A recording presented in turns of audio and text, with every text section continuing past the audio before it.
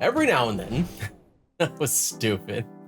Every now and then, we get a rush of MMO news that is just so much that it leaves people reeling. And that's kind of what we got recently. Just a bunch of announcements all one after the other, so I figured I'd kind of condense them into this video and give them all to you in one little bite-sized bite. A top 5 MMO is getting a big update that I really didn't see coming. Another new MMO will be playable to all very soon, and we've even got an announcement for an entirely new MMO from one of the oldest MMO studios out there, plus a little bit more. First, Pax Dei, the upcoming survival craft MMO with PvE, VP, whatever. Like basically you can kill each other and you can kill enemies and you can build stuff. And it's pretty. That game had a closed test not very long ago, which had over 100,000 players in it.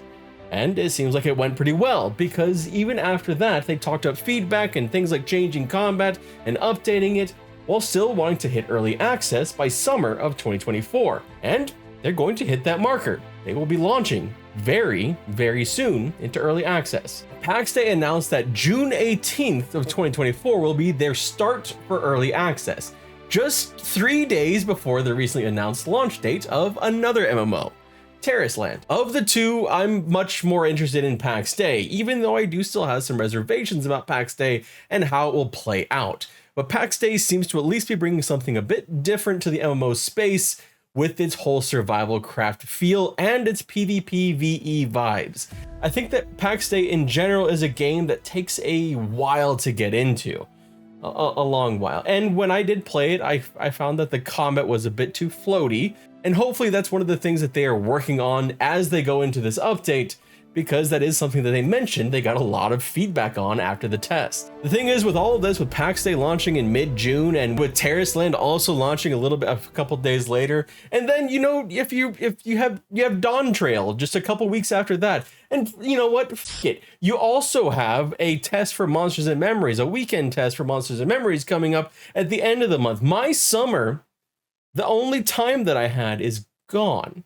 And so is yours if you enjoy MMOs, most likely. Oh yeah, and you also have the EverQuest 2 Origin server coming at some point probably, or you may be playing EverQuest on Teak. It's just a lot. But they're all really great excuses to stay out of the heat, at least. And drink some water. Just take care of yourself. Pax Dei plans to be in early access for at least a year, needing to be online constantly with a steady player base to continue the testing and development they want to do. It launches with 3 different options, each with different perks to them. For $40 US, you get access to the game, a single plot of land, 2 character slots, and some exclusive recipes, which I think are cosmetic only, but with the difference of you actually have to craft them instead of just, getting them with your purchase. Other packages include a few more recipes, additional character slots up to 6, and additional plots of land up to 4.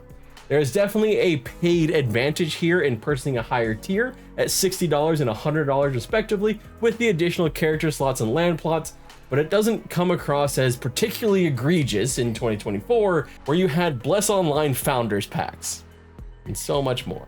They are upfront, however, that this is not the final stage of their monetization plans.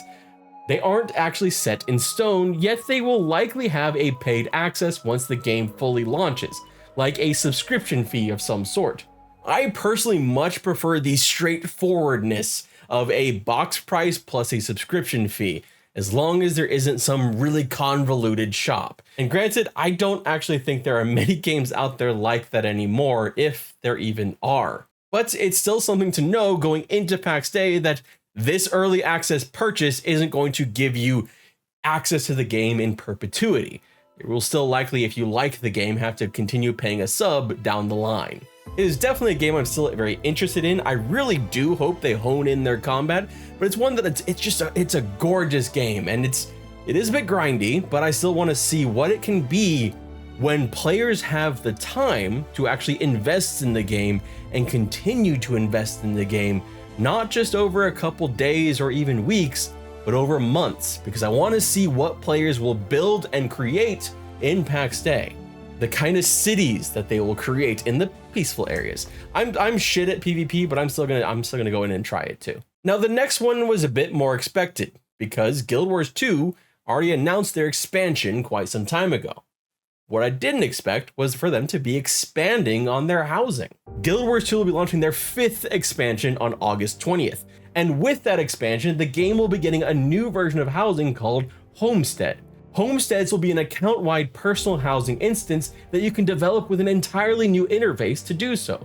From the sound of it, they're really going to be leaning into the decorating of these homesteads, so it'll be interesting to see if they can approach it with the mastery that games have like Ultima Online, Star Wars Galaxies, and EverQuest 2, all they did with their housing subcultures, and without a needed lottery to get a house. Sorry, Final Fantasy XIV. Although they did just announce that they're adding in servers. That is of course not all that's coming with this new expansion though, as there will be new raids and encounters, new zones, a new mount and a mechanic to go with it, and as hinted at previously, a new weapon for all professions, the spear. Guild Wars 2 players might remember spears from underwater combat, which honestly is still one of the most interesting things I haven't seen replicated many other places, but now you'll be able to use those same spears on land as well. But even there, we had been told that early access from Pax Dei was coming, we had been told that we were getting a new expansion from Guild Wars 2. So what about something completely and utterly unexpected? Tibia developer Cipsoft announced a brand new MMO this month called Persist Online. Persist Online will be a post-apocalyptic zombie MMO. I should cut that out. That's a stupid thing that I did there. But it's a zombie MMO. The story of the game might actually end up even being more interesting than the game itself, as it was actually created by 2 staffers at Cipsoft who just simply wanted to play the game themselves. It's now expanded out to a 14-person team making the game, and while it certainly has an interesting look to it, well, you know, the kind of art style and graphics that wouldn't stop anyone in their tracks, it's got a really kind of interesting proposition. It's going to be a pretty damn hardcore MMO, one that's, you know, hinting at item loss and PvP, as well as just in general an unforgiving world, which honestly is kind of par for the course when you're making a zombie apocalypse game, I guess. Those type of games aren't exactly new, but just the fact that this is being made from the company who's been running Tibia since 1997, which is just an absolutely astounding achievement, is reason enough to be at least intrigued by it. At least worthy of talking about anyway. Now, I personally never got to play Tibia. I played Ultima Online instead. That game also releasing in 1997. But at least in this case, if you weren't a huge fan of Tibia's 2D with the kind of like isometric shift in how it views the game, well, in this game, you won't be fighting zombies in 2D. You're actually fighting them in 3D. In one final bit of related news, Dune Awakening will have at least one story trailer at Summer Game Fest, coming on June 7th. Which doesn't sound like much, but for an industry that routinely forgoes even the barest mention of MMOs that aren't Final Fantasy XIV or World of Warcraft, it's cool to see them getting at least some kind of prime time. It'll be interesting to see what Funcom can do and what they can present for our little genre over here, our little corner of the gaming space, when it goes out to everyone who likes gaming. There's also a hell of a lot of really cool things coming for MMORPGs in 2024, and you can see that in this video right here. I'm losing my voice, so I'm just gonna stop this video now. Thank you so much for watching, and I hope you have a great day.